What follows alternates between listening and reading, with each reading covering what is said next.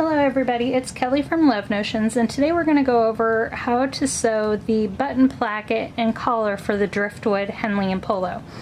So I have my pieces cut out, and as you can see here I have my button placket piece, and I've already pressed the sides in on the button placket piece. So you press those in 1/4 inch. And then we're going to take the interfacing, and without unfolding these side seams, see how it's still folded in? We're going to press the interfacing to the back of the button placket. So I'm going to do that really quickly. So here we go. So the interfacing is pressed to the back, and what this does is this will keep these sides folded in nice and neatly as we're constructing our placket. So next, we need to draw our placket line into place. Let's get this piece out of here. So we're going to just use a ruler, and it will be 1 inch from the right side, and we're going to stop 1/2 inch from the end of the placket. So I am using an ink pen because we're going to cut on this line, so it does not matter what you use to mark it with. We're not going to see this after it's sewn. So here we go. We have our placket piece, and we stop 1/2 inch from the bottom. So now the front of our piece, I am using the Polo for this example. So this pin is the marking on the neckline of the front piece, and making sure that this seam is straight, we're going to line it up with that marking, just like that, and then pin it in place. And now we're going to sew down one side and back up the other, and as we're doing this, we're going to taper in to form a V as we get to the bottom. The bottom of your V, you're going to stitch only 1 or 2 stitches across down there. So you do need to make a couple stitches, otherwise you're going to get a pucker when you turn your placket right side out. So I'm going to sew that now, and you're going to want to use a short stitch just like you would construction for this, and sew closely to the line. Just under 1/8 inch is what I would recommend. You want to get it close. I went a little past my line here. Alright, drop your needle and pivot. I like 2 stitches, it gives me room to turn it, but no puckering. And then back up the other side.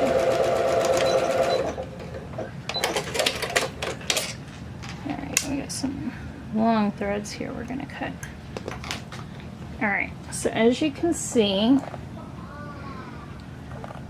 sew down one side, pivot, and go up the other. Alright, now we're going to cut into this. So you're going to be cutting through the shirt and the button placket right on that line that you drew.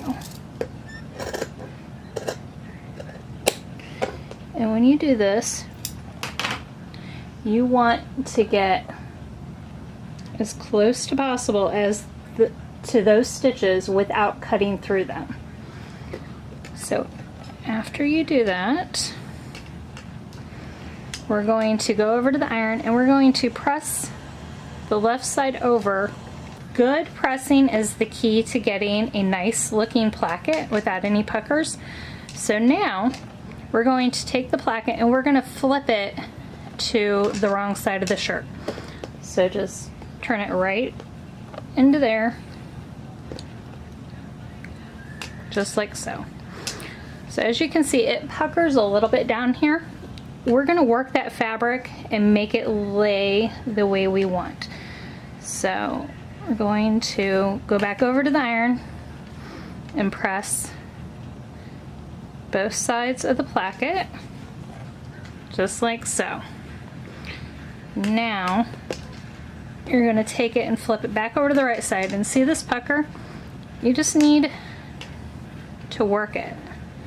So you're just pulling the fabric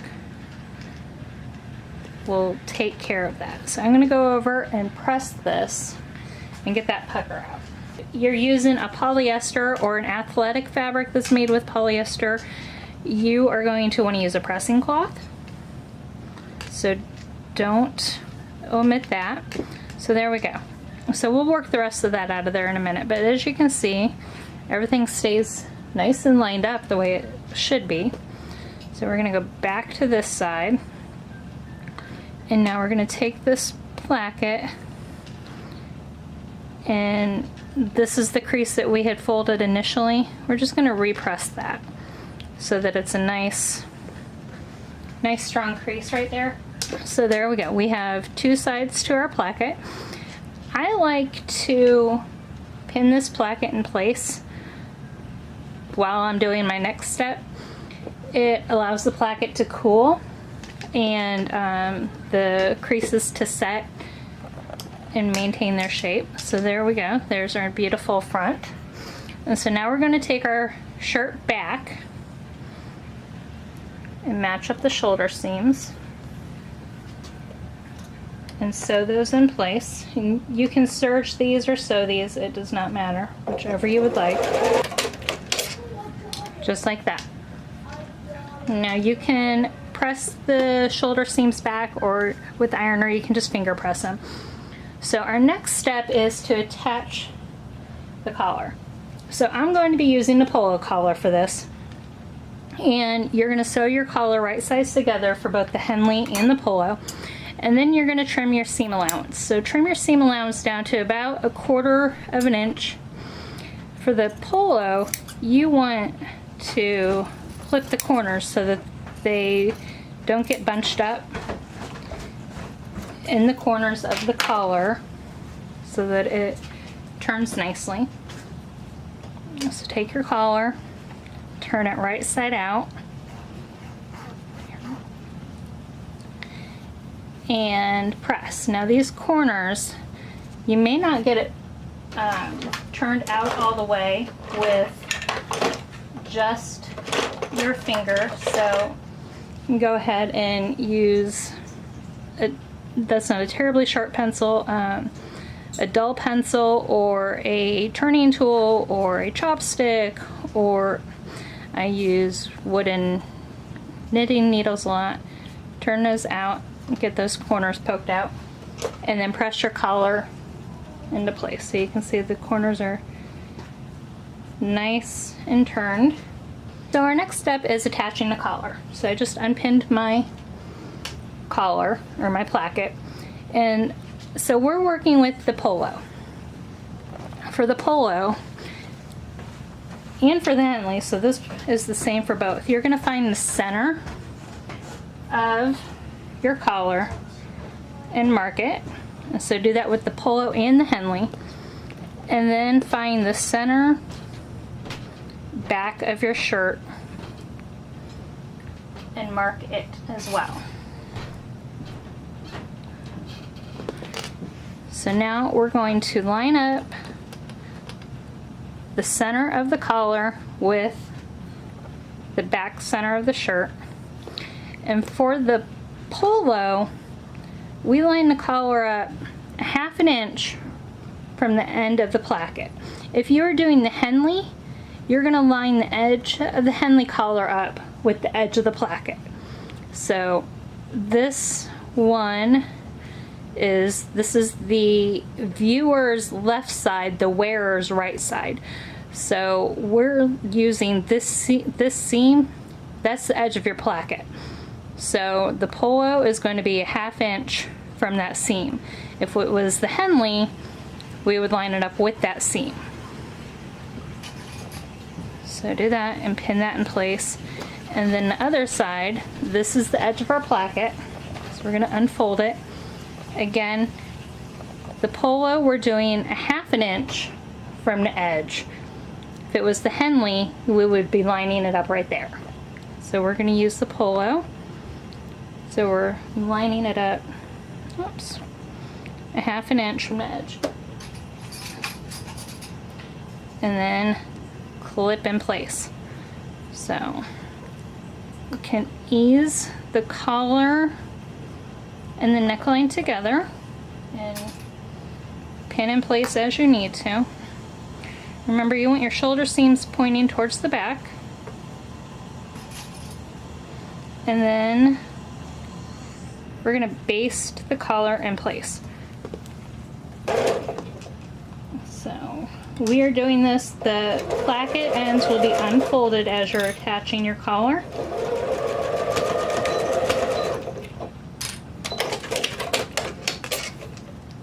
So there we go. We have the collar attached.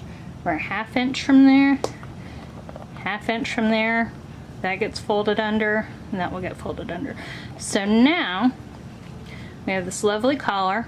We're going to take our placket and we're going to turn it so that the right sides of the placket are together. So we're folding it over. We're going to fold right along that crease that we made, and then we're going to stitch across the placket.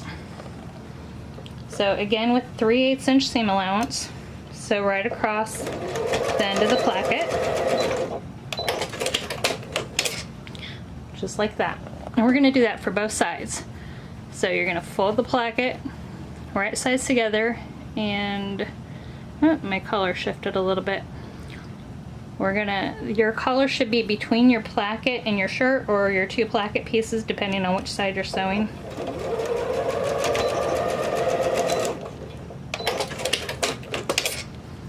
And there you go. So now we're going to apply the binding.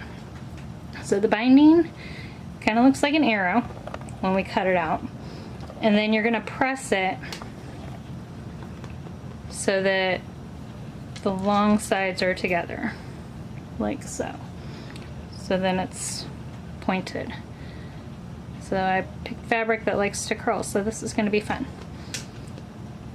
So take your binding and find the center of your binding, just like we did the collars.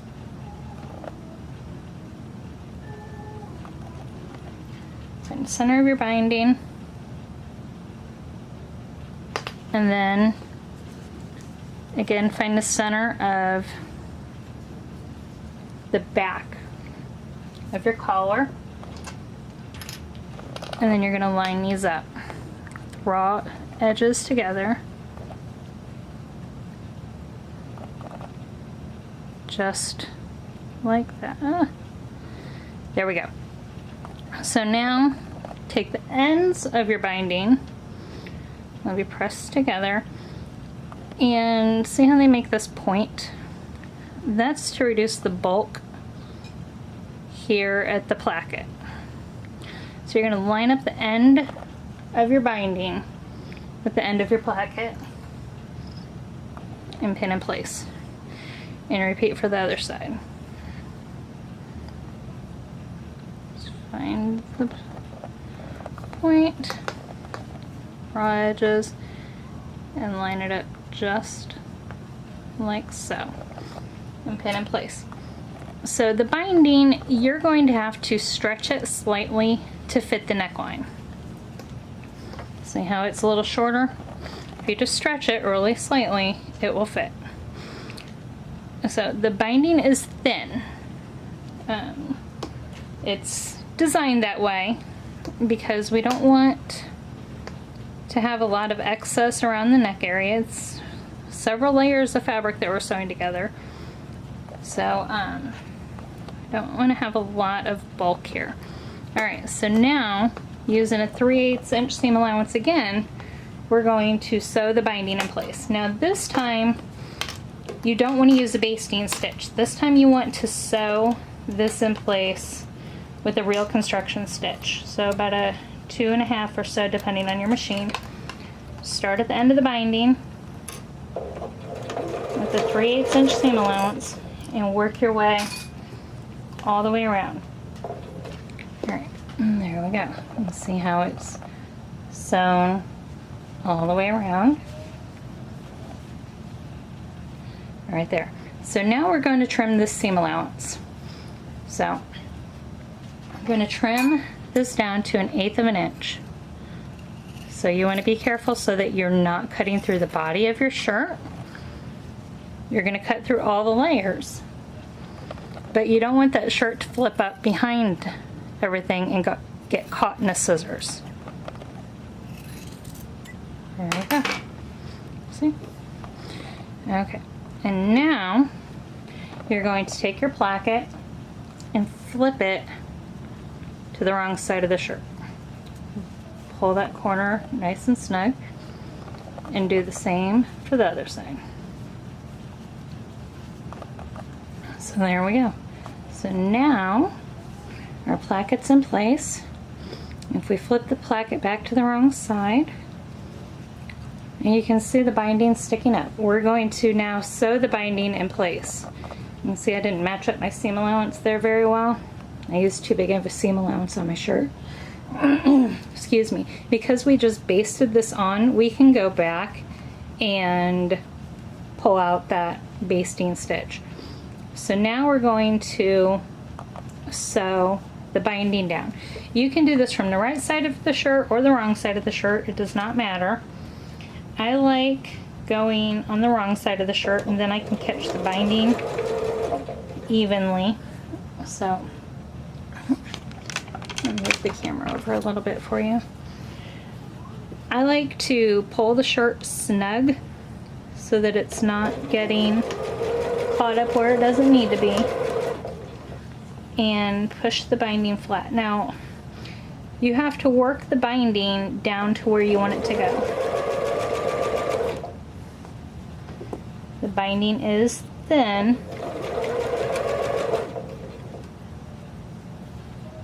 but it is wide enough to cover the seam allowance. It may not seem like it as you're doing it, but as you're sewing it, it will work. So just stretch it gently where you need to. And I gently pull the back of the shirt down so that I'm not getting any puckering on the back of the shirt. So driftwood is an intermediate pattern because of this collar. So if you are a very confident beginner, you can definitely tackle this. Just go slow and take your time, and you can do this. If you want to omit the binding, you can, and just use a cover stitch or zigzag or cover stitch, overlocker, serger to sew that seam. So there is our binding sewn in place. And a nice clean finish. This is our basting stitch for our collar. We can remove that when we are done. So now we're going to turn the shirt inside out again and line up our placket. Just like so. So if you want, you can top stitch down both outer edges of the placket. It is completely optional. The buttons and the buttonholes will hold the placket in place, so you can have a nice clean finish on the front without any top stitching. If you love top stitching, you can definitely do that and top stitch. After you've top stitched those, if you've chosen to do that, you're going to take your placket and line up the bottoms and pull it up, tuck the shirt out of the way, and sew across the bottoms of the plackets, holding them in place just like that. See, don't sew through the shirt. So now flip the shirt right side up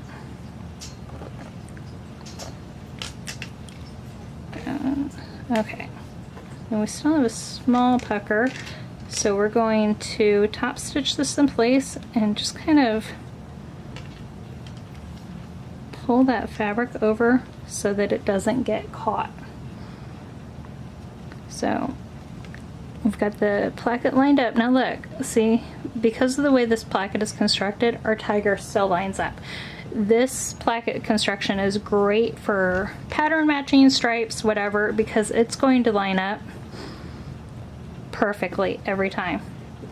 So now we're going to stitch the bottom of the placket to the top of the shirt, and you can do that with either a rectangle or a barn door stitch, or just two stitches, 2 rows of horizontal stitching. Your choice here. And just go all the way around. In your rectangle, if that's what you're doing. And take your time to make sure that everything is straight. And there we go. So that is the placket and collar construction for the driftwood. Just clip your threads and you are good to go. Thank you very much.